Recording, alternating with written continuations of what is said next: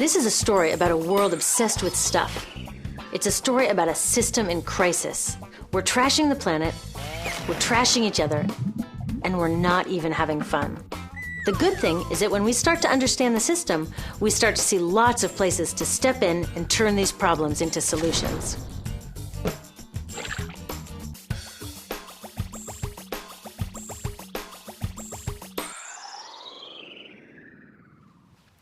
One of the problems with trying to use less stuff is that sometimes we feel like we really need it. What if you live in a city like, say, Cleveland, and you want a glass of water? Are you going to take your chances and get it from the city tap? Or should you reach for a bottle of water that comes from the pristine rainforest of Fiji? Well, Fiji brand water thought the answer to this question was obvious, so they built a whole ad campaign around it. It turned out to be one of the dumbest moves in advertising history. You see, the city of Cleveland didn't like being the butt of Fiji's jokes, so they did some tests, and guess what? These tests showed a glass of Fiji water is lower quality, it loses taste tests against Cleveland Tap, and costs thousands of times more. This story is typical of what happens when you test bottled water against tap water. Is it cleaner? Sometimes, sometimes not. In many ways, bottled water is less regulated than tap. Is it tastier? In taste tests across the country, people consistently choose tap over bottled water. These bottled water companies say they're just meeting consumer demand. But who would demand a less sustainable, less tasty, way more expensive product, especially one you can get for almost free in your kitchen? Bottled water costs about 2,000 times more than tap water. Can you imagine paying 2,000 times the price of anything else? How about a $10,000 sandwich? Yet people in the US buy more than 500 million bottles of water every week. That is enough to circle the globe more than 5 times. How did this come to be? Well, it all goes back to how our materials economy works, and one of its key drivers, which is known as manufactured demand. If companies want to keep growing, they have to keep selling more and more stuff. In the 1970s, giant soft drink companies got worried as they saw their growth projections starting to level off. There's only so much soda a person can drink. Plus, it wouldn't be long before people began realizing that soda is not that healthy and turned back to, gasp, drinking tap water. Well, the companies found their next big idea in a silly designer product that most people laughed off as a passing yuppie fad.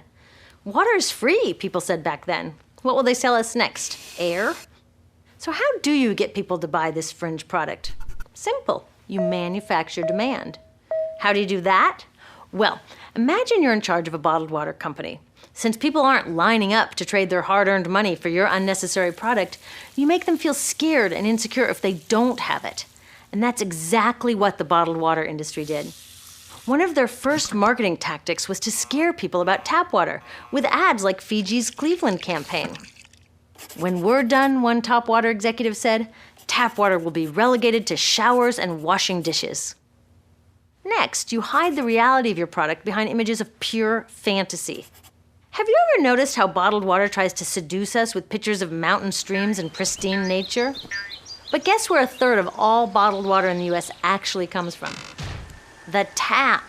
Pepsi's Aquafina and Coke's Dasani are 2 of the many brands that are really filtered tap water. But the pristine nature lie goes much deeper. In a recent full-page ad, Nestle said, bottled water is the most environmentally responsible consumer product in the world. What? They are trashing the environment all along the product's life cycle. Exactly how is that environmentally responsible? The problems start here with extraction and production, where oil is used to make water bottles. Each year, making the plastic water bottles used in the US takes enough oil and energy to fuel 1 million cars. All that energy spent to make the bottle, even more to ship it around the planet, and then we drink it in about 2 minutes? That brings us to the big problem at the other end of the life cycle, disposal. What happens to all these bottles when we're done? 80% end up in landfills, where they will sit for thousands of years, or in incinerators, where they are burned, releasing toxic pollution. The rest gets collected for recycling. I was curious about where the plastic bottles that I put in the recycling bins go. I found out that shiploads were being sent to India, so I went there. I will never forget riding over a hill outside Madras, where I came face to face with a mountain of plastic bottles from California. Now, real recycling would turn these bottles back into bottles. But that wasn't what was happening here. Instead, these bottles were slated to be downcycled, which means turning them into lower quality products that would just be chucked later. The parts that couldn't be downcycled were thrown away there, shipped all the way to India just to be dumped in someone else's backyard. If bottled water companies want to use mountains on their labels, it would be more accurate to show one of these mountains of plastic waste. Scaring us, seducing us, and misleading us. These strategies are all core parts of manufacturing demand. Once they've manufactured all this demand, creating a new multi-billion-dollar market, they defend it by beating out the competition. But in this case, the competition is our basic human right to clean, safe drinking water. Pepsi's vice chairman publicly said, "The biggest enemy is tap water." They want us to think it's dirty and bottled water is the best alternative. In many places, public water is polluted, thanks to polluting industries like the plastic bottle industry. And these bottled water guys are all too happy to offer their expensive solutions, which keep us hooked on their products. It is time we took back the tap. That starts with making a personal commitment to not buy or drink bottled water unless the water in your community is truly unhealthy. Yes, it takes a bit of foresight to grab a reusable bottle on the way out, but I think we can handle it. Then take the next step. Join a campaign that's working for real solutions, like demanding investment in clean tap water for all. In the US, tap water is underfunded by $24 billion, partly because people believe drinking water only comes from a bottle. Around the world, 1 billion people don't have access to clean water right now. Yet cities all over are spending millions of dollars to deal with all the plastic bottles we throw out. What if that money was spent improving our water systems, or better yet, preventing pollution to begin with? There are many more things we can do to solve this problem. Lobby your city officials to bring back drinking fountains. Work to ban the purchase of bottled water by your school, your organization, or entire city. This is a huge opportunity for millions of people to wake up and protect our wallets, our health, and the planet. The good news is it's already started.